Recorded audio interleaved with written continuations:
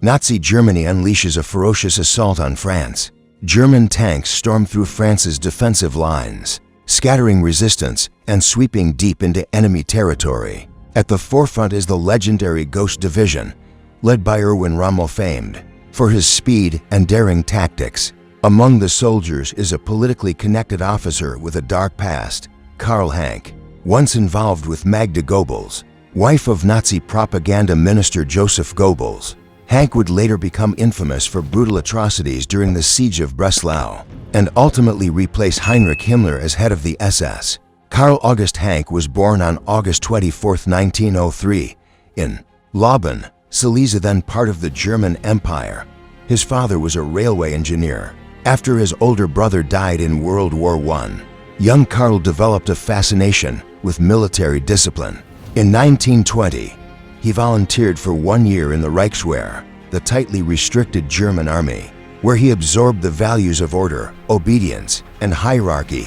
After his service, Hanke became a milling engineer. He traveled across Germany repairing mills, living frugally but ambitiously. He soon realized that technical skill alone couldn't elevate him in a stagnant, post-war nation.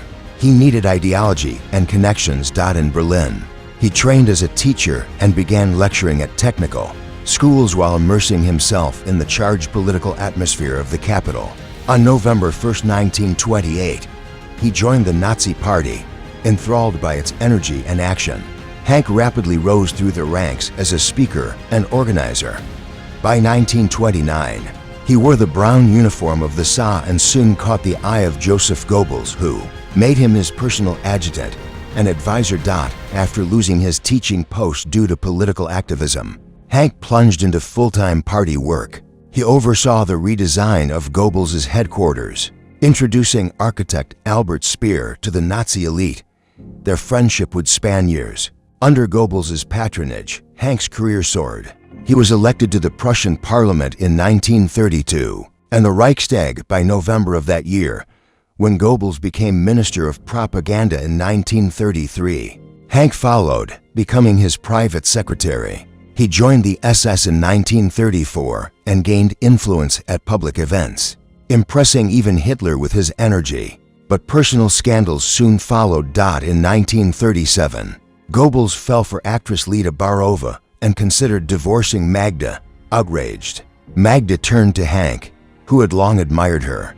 Their relationship grew romantic. Together, they presented Hitler with a list of Goebbels' affairs. Hitler forced Goebbels to end the affair, but Magda later admitted to her husband that she had been involved with Hanke. Goebbels erupted, and Hanke was exiled from the ministry. Exile didn't last. In 1939, Hanke returned to active duty as a reserve officer. When World War II began, he participated in the invasion of Poland, relishing the clarity of military life. By May 1940, he was part of Rommel's famed 7th Panzer Division during the Blitzkrieg into France. Rommel valued Hanke's political savvy, but soon tired of his arrogance. After a dispute, Rommel filed a damning report, and Hanke was removed. In 1941, Hitler gave Hanke a new domain, Lower Silesia, with Breslau as its capital. Hanke was appointed Gauleiter, Oberpresident, and Reich Defense Commissioner, giving him absolute control over party and state in the region. He governed ruthlessly. He ordered mass arrests, approved hundreds of executions, and famously declared, "Fear is the beginning of obedience." Locals dubbed him the Hangman of Breslau. Hanke was no stranger to Nazi crimes. He knew the full extent of extermination camps like Auschwitz.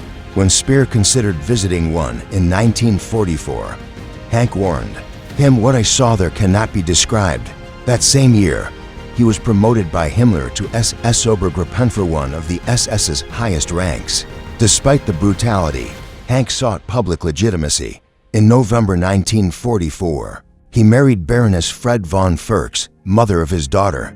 The wedding was staged in war-torn Breslau, even as Soviet artillery approached. In January 1945, as the Red Army neared, Hitler declared Breslau a fortress city and appointed Hanke as its battle commander. He conscripted old men and boys, converted basements into execution sites, and vowed to defend the city to the death.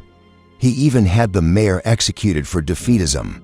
On April 3, 1945, Goebbels wrote in his diary that Hitler had praised Hanke, calling him an outstanding leader among our fighting Gauleiters. On April 12th, Hitler awarded Hanke the German Order, the party's highest decoration. Just weeks later, in his final testament, Hitler dismissed Himmler for betrayal and appointed Hanke as the new Reichsführer-SS and chief of German police. The announcement was made in Breslau on May 5, 1945. But Breslau was collapsing. On May 6th, General Hermann Niehoff surrendered. The city, battered by Soviet bombardment and Nazi destruction, lay in ruins, 90% of it destroyed. But Hanke was already gone. He had flown out on May 5th, just days before Germany's surrender. He landed near Prague and disguised himself as a low-ranking SS private, joining the 18th SS Panzergrenadier Division Horst Wessel. Few knew his identity. Trapped between Soviet forces and Czech resistance, the unit tried to reach American lines, hoping to avoid the Red Army. They failed. On May 6, 1945, they surrendered near Novoves. Czech fighters, unaware they had captured the new SS chief, placed him in a POW camp with 65 others. On June 8th, as they were marched to another location, Hanke tried to jump aboard a passing train to escape. Guards opened fire. He was shot, beaten, and left for dead on a muddy Czech road.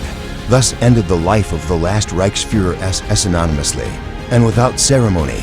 Months later, word of his death reached Germany. The empire he had served was gone.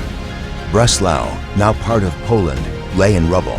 Hanke left behind no grave, no memorial, only ruins, fear, and a legacy of cruelty. Karl Hanke's story is a dark warning. Loyalty to a brutal cause leads not to glory, but to ruin. Thanks for watching the Map of Memories channel. Be sure to like, subscribe, and click the bell icon for more untold histories. See you next time.